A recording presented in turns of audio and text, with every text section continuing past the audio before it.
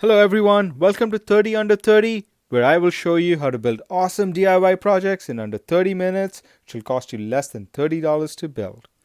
In our first episode of the 30 Under 30, we will build an outdoor seating bench for my newly constructed DIY patio. DIYs are fun, as you can bring your ideas and creativity into the whole process and feel a sense of accomplishment when you see the final product. So what are we going to need for this project? For this project, we will need 7 1x4s and 4 2x4s.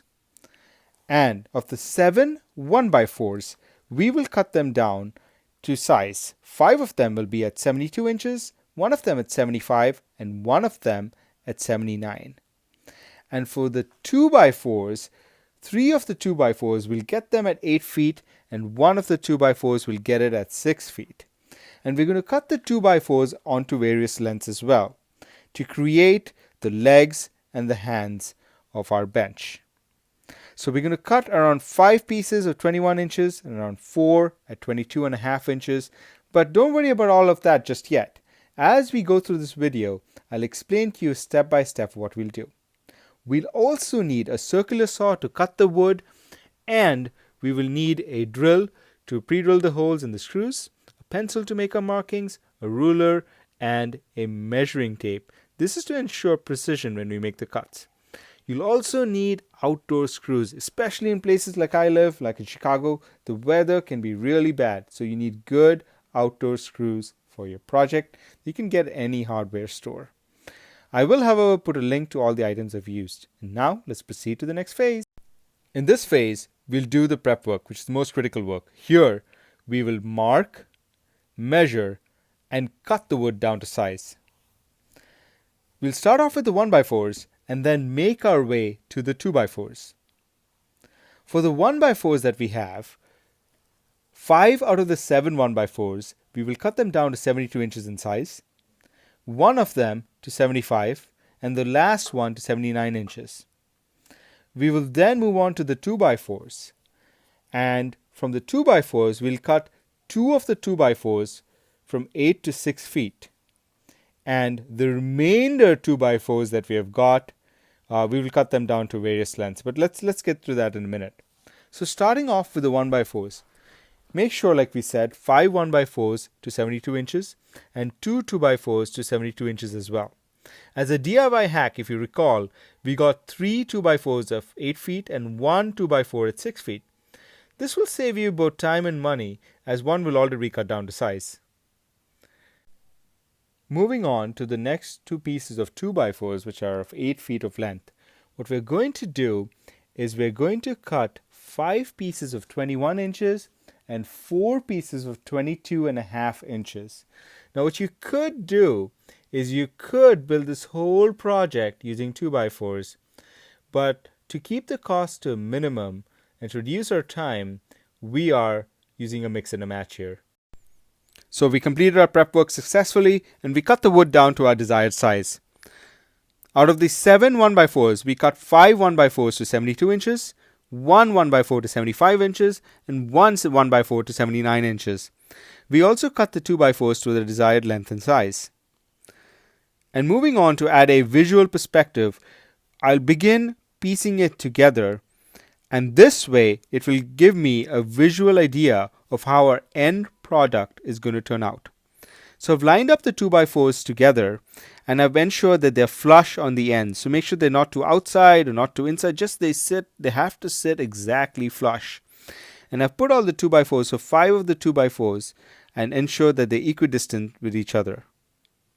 We will then proceed to picking up the 1x4s and lining up the back of the frame. So I'm going to take the first 1x4 and place it flush against the ends of the 2x4. And this really helps me kind of predict what our end project will look like and also give me an indicator of where I need to kind of put or pre-drill our holes. So here I've lined up the first 1x4. I'm going to pick up the other one and line them up just like I did with the first one. So here goes the second, lining up, and just leave a tiny gap, not a whole lot, just a tiny little bit. And you can see right in front of your eyes, our project is coming together piece by piece. And now let's proceed to the next phase. So it looks like our prep work is paid off. We've lined them up flush just according to how we want to install it. You can see all the 1x4s and 2x4s laying flush against each other. Now all we have to do is pre-drill holes. Make sure that you pre-drill holes, especially with your 2x4s. So we're going to pre-drill holes in our next step and then drive in the screws. Let's see how that's going to turn out.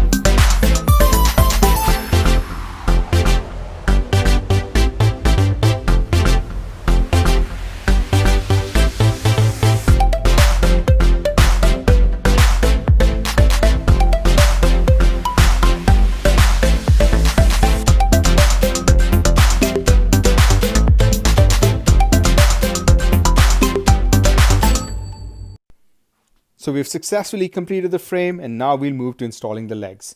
So take the legs, line them up flush against each other, draw a line 8.5 inches from the bottom, and then take the 2x4s and line them up against the frame that you just created.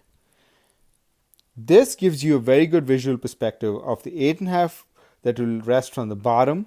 And when you're drawing the line as a quick hack, make sure you draw it across, because this will give you a quick idea of what's really going to be your armrest from the line that you've drawn, right? So here, that part's going to be armrest, it's going to be a leg rest. Where you're going to drill your 2 holes, or pre-drill your holes and then drill your screws into, right? We're going to do that for all of your 2x4s. Now just note that I've kept it at 8.5 inches to make it a little bit more accessible, right? So I've kept it right at 8.5 inches, but you can keep it higher or increase the depth just according to how high you want it from the floor. So feel free to kind of adjust that accordingly to your own preference, right? And this will adjust the height, the depth accordingly. So make sure that's to your own preference, right? And we're going to kind of do that for all 2x4s and line them up and pre-drill holes and then proceed to our next step. See you there. With our frames and leg in place, it's now time to build the armrest. So what we're going to do is take 24 inches of the 1x4s that we got from when we initially cut the 1x4s and place them flush on either side. We are also then going to take the remainder 1x4s, the 75 and the 79 inches, and lay them across the back. So moving on to the 24 inches armrest, what we're going to do is make sure it sits flush and has a little wiggle room at the back for where the 75 and 79 inch will then rest. Now we're going to proceed to the next phase.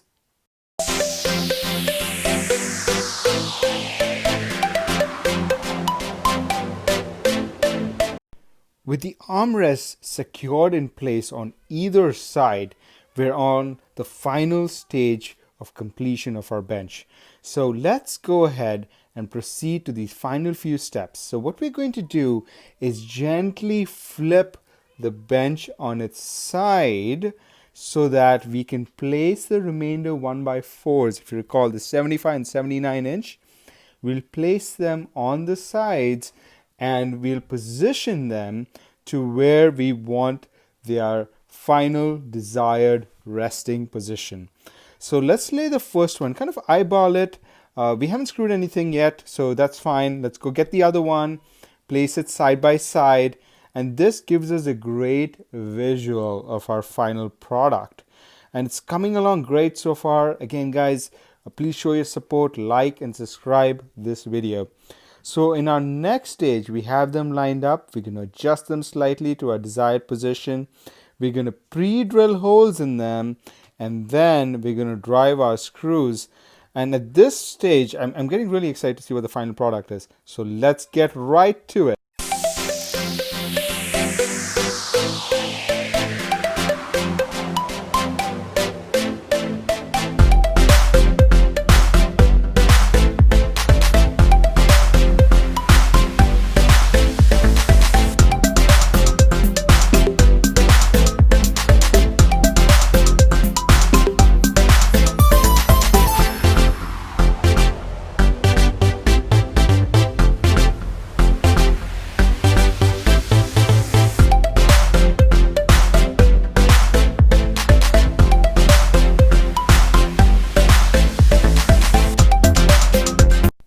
Okay, folks, the moment of truth has come. Our bench is complete. Time to flip it over.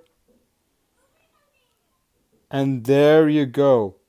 Our product complete. 30 under 30 as promised. Took me less than 30 minutes to build. Cost me less than $30. And turned out fantastic.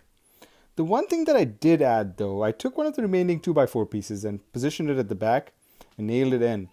And the reason I did that is to balance kind of the weight proportionally. Now, it's purely optional. You don't need to do it. Hope you enjoyed the video. Please like and subscribe. Thank you.